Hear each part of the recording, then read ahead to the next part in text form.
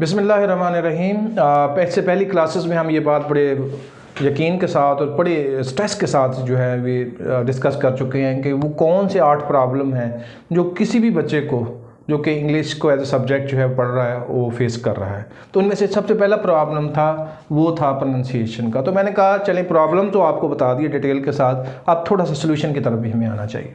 तो उसका पहला सोल्यूशन जी प्रोनाउंसिएशन चैलेंजेस का नाम मैंने रखा है कि English is the challenging language as far as pronunciation concerned. उसमें बहुत सारे फैक्टर है, उसकी बहुत सारी फीडिंग स्ट्रीम है जिसकी वजह से सारे हमें चैलेंज आते हैं। पहली बात तो ये कि किसी भी लैंग्वेज में सारे वर्ड उसकी अपनी लैंग्वेज के नहीं होते। जैसे उर्दू में भी सारे वर्ड उर्दू के नहीं हैं, फ़ारसी के भी हैं, अरबिक के भी हैं, हिंदी के भी हैं, पंजाबी के भी हैं, बाकी लैंग्वेजेस के भी हैं। इस तरह इंग्लिश में भी सारे वर्ड इंग्लिश के नहीं हैं, जर्मन के भी हैं, फ्रेंच के भी हैं, इटाली जो रोमन है उसके भी हैं, और ग्रीक लैंग्वेजेस के भी मौजूद हैं, और बाकी लैंग्वेजेस के भी मौजूद हैं जी। तो एक बात तो ये होगी। दूसरी बात ये आ जाती है कि उसमें हमें जब इतनी वैरायटी ऑफ वर्ड्स उठाए जाए हैं, जिस सोर्स से इंग्लिश ने उठाए उस सोर्स से प्रोनाउंसिएशन भी वही रखा है और वो डिफ़िकल्ट काम हो गया। बहरहाल देखते हैं जी मेन चीज़ें कौन सी हैं। पहला है जी कॉन्सोनेंट क्लस्टर्स, कि जब कॉन्सोनेंट जो है वो बड़े करीब करीब आते हैं, क्लस्टर की फॉर्म में आते हैं, तो उन्हें प्रोनाउंस करना मुश्किल हो जाता है और वहाँ आमतौर पर नॉन नेटिव स्पीकर जो है वो गलती करते हैं। मतलब this word is a strength, आमतौर पर हम इसे स्ट्रेंथ पढ़ते हैं, गा साउंड इसमें पढ़ते ही नहीं है। This is called strength. बहुत कम ऐसे हैं जो इस साउंड को proper strength strength strength 12th, ठीक है जी।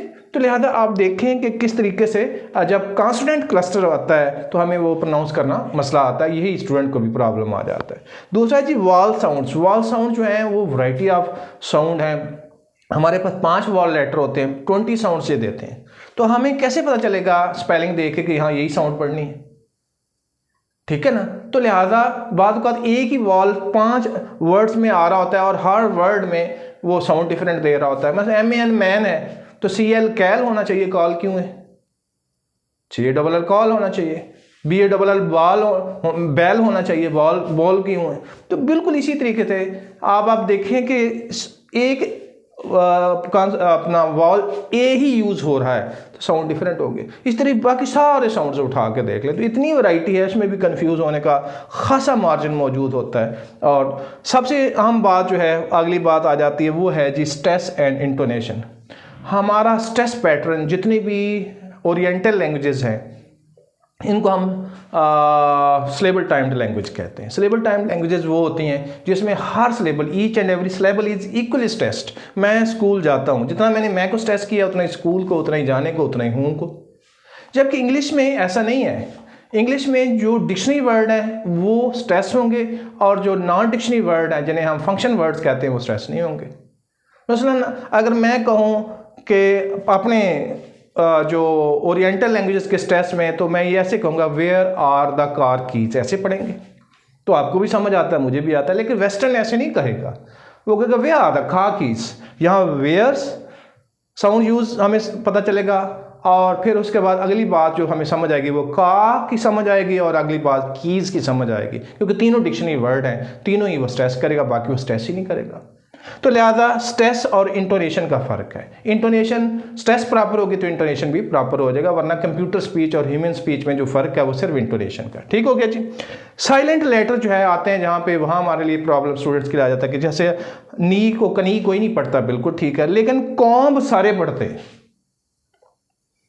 COM कॉम नहीं पढ़ते, बी को ज़रूर पढ़ेंगे, कॉम्ब पढ़ेंगे, बॉम्ब नहीं पढ़ेंगे, बॉम्ब पढ़ेंगे, ठीक है। तो ये किस लिए है कि साइलेंट लेटर का कन्फ्यूजन जो मौजूद है उसकी वजह से प्रॉब्लम आ गई है, उससे बेवेयर रहना है। और सबसे बड़ी बात रोटिक्स जो साउंड होती हैं, और ख़ास तौर पर आर की, जैसे हम सारे कहते हैं रेड, रेड रा को इतना जो है हार्ड करके पढ़ते हैं रेड, तो ये रोटिक साउंड है। स्टार्ट में आती है तो इसकी साउंड और तरह से, और एंड में है तो उस सूरत में हम प्रोनाउंस करेंगे जब उसके बाद को वॉल साउंड आ रहा है, अदरवाइज नहीं करेंगे जी।